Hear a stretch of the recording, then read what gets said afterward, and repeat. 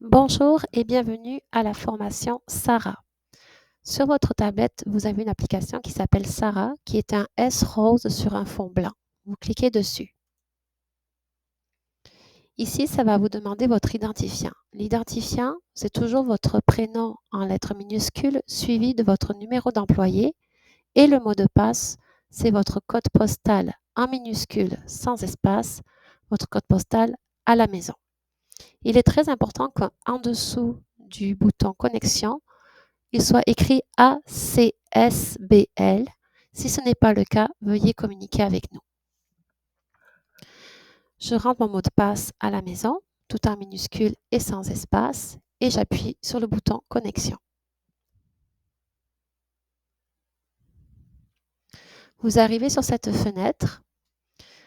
En haut à gauche, vous avez 3 lignes roses horizontales. Si vous cliquez dessus, il y a votre identifiant qui apparaît.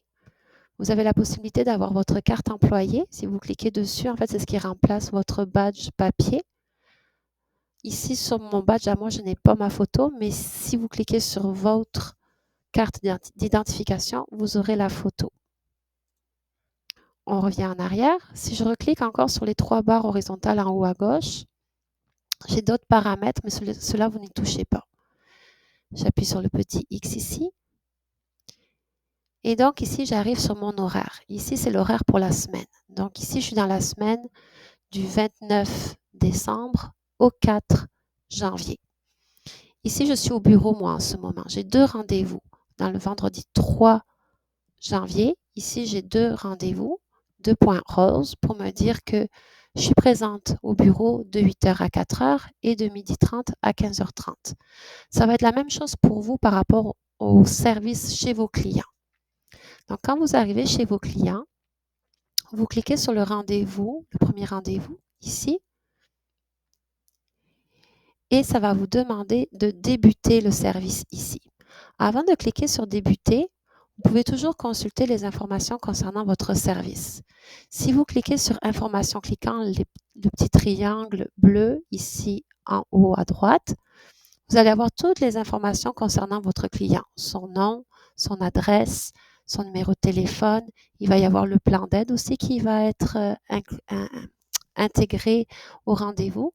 Et vous avez aussi la possibilité d'utiliser ici le GPS pour vous rendre à la bonne adresse. Je reviens en arrière en cliquant ici. Je peux aussi avoir les informations concernant la facturation. Ici, bien sûr, il n'y a pas de tarif parce que je suis au bureau, mais pour vous, ça serait marqué combien d'heures de service, combien coûte le taux horaire. Ainsi, ça vous donne la possibilité de dire à votre client combien le service va lui avoir coûté cette journée-là. Je reviens en arrière et là, je suis en mesure de pouvoir débuter le service. Donc, je clique sur débuter. Et à partir de ce moment-là, je peux mettre la tablette de côté, faire mon service. Une fois que vous avez terminé votre service, vous reprenez la tablette et vous allez aller cliquer sur terminer. Il va vous demander si vous avez besoin de confirmer votre rendez-vous. Vous allez dire oui, confirmer. Si jamais vous avez quelque chose de particulier qui s'est passé pendant le service, vous avez dû rester plus longtemps pour 10-15 minutes de plus parce que quand vous êtes sorti du domicile, le sac à vidange s'est percé et vous avez dû ramasser un dégât.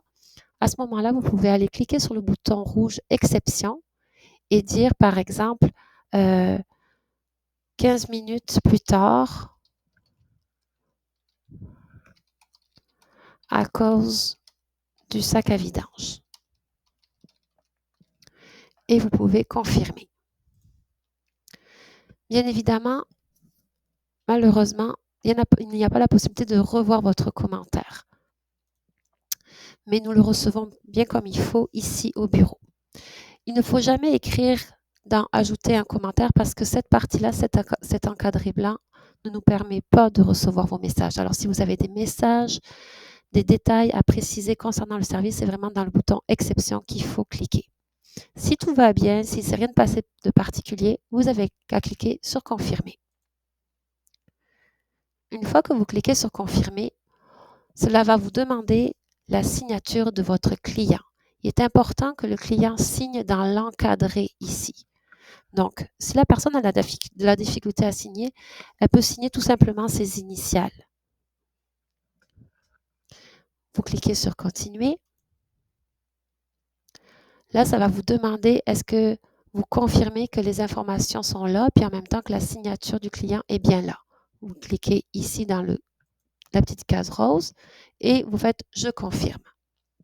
Une fois que le client a signé, c'est à vous de signer dans l'encadré. Et vous cliquez sur « Continuer ». Et même chose, ça vous demande si vous confirmez les informations et vous allez faire « Je confirme ». À ce moment-là, le statut de votre rendez-vous vient de passer à « Terminé ». Pour voir le prochain rendez-vous, vous avez juste à cliquer ici en haut à gauche pour revenir à l'horaire. Vous avez aussi la possibilité de faire défiler les semaines pour voir à quoi ressemble votre semaine au complet ou la semaine suivante, vu que les horaires sont faits pour 2 semaines.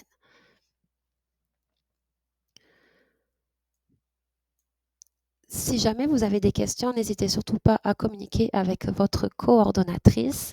Il nous fera plaisir de vous assister. Merci.